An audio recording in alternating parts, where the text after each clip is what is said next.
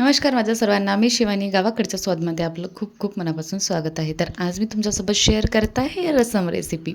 अगदी मस्त वाटते हे खायला आणि गरमागरम तर अतिशय भारी वाटते. तुम्ही राईससोबत, वड्यासोबत, कशासोबतही खाऊ शकता किंवा असं सूपसारखं सुद्धा पिऊ शकता. त्यासाठी काय करायचं, मस्तपैकी लाल लाल टमाटर असे चिरून घ्यायचे, मस्तपैकी बारीक बारीक त्याला. सोबतच मी चिंच भिजायला ठेवलेली आहे थोडीशी गरम पाण्यामध्ये.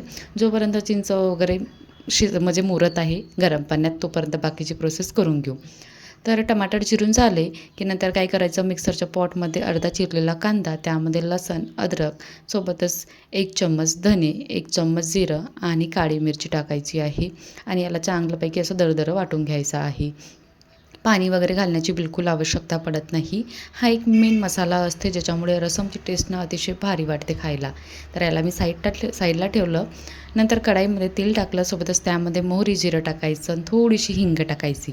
याला छानपैकी असं तेलामध्ये परतून घ्यायचं. परतून झाल्यानंतर यामध्ये आपल्याला उडद डाळ टाकायची 1 चम्मच आणि सोबतच चणा डाळ असेल ना ते सुद्धा टाकायची आणि 2 लाल मिरच्या टाकायच्या, कढीपत्ता टाकायचा आणि हे सगळं आपल्याला तेलामध्ये थोडंसं 1-2 मिनटं परतून घ्यायचं आहे, एखादा सेकंद.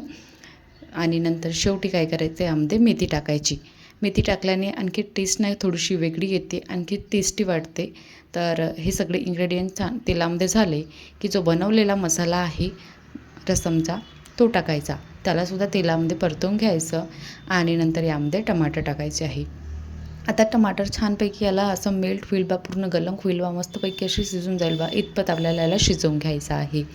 आता टमाटर टाकल्यानंतर काय करतात की डायरेक्ट गरम पाणीसुद्धा टाकतात यामध्ये चिंचेचं पाणी टाकल्यानंतर, किंवा डाळसुद्धा टाकल्या जाते. म्हणजे ज्या प्रकारे मी तुम्हाला दाखवणार आहे ना प्रोसेसमध्ये, तशा प्रकारेही करू शकता किंवा एक दुसरी पद्धत असते तशा प्रकारे सुद्धा करू शकता. मी याला लवकर शिजण्यासाठी चवीनुसार मीठ टाकलं यामध्ये आणि याला झाकून 1-2 मिनटं शिजू दिलं. जोपर्यंत पूर्ण टमाटर हे पूर्ण असे मेल्ट नाही होत, पूर्ण म्हणजे एक प्युरी तयार होत नाही बा, इतपत आपल्याला याला शिजवून घ्यायचं आहे. आणि नंतर थोडेसे स्पायसीनेस वाढण्यासाठी याच्यामध्ये मी थोडंसं काश्मीरी रेड चिली पावडर टाकलं. जास्त नाही वाढवायचं होतं म्हणून कमी टाकलेलं आहे आणि सोबतच थोडीशी हळद आणि धनिया पावडर टाकलेलं आहे.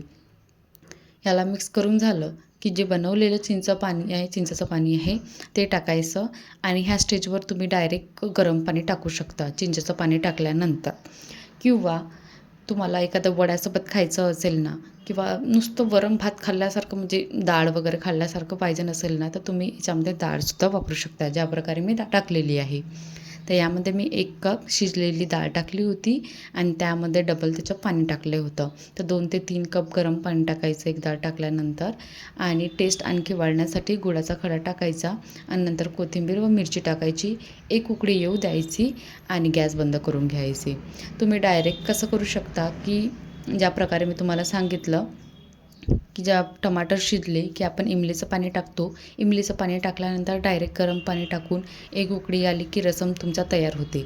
हा एक अलग पद्धत आहे आणि डाळ टाकून पण आपण करू शकतो, ही वेगळी एक पद्धत आहे. तर अशा प्रकारे आपण जसं आपल्याला आवडेल ना तशा प्रकारे एन्जॉय करू शकतो आणि मी वड्या मस्त तळून घेतल्या आणि गरमागरम एन्जॉय केलं. चला तर टेक केअर, बाय.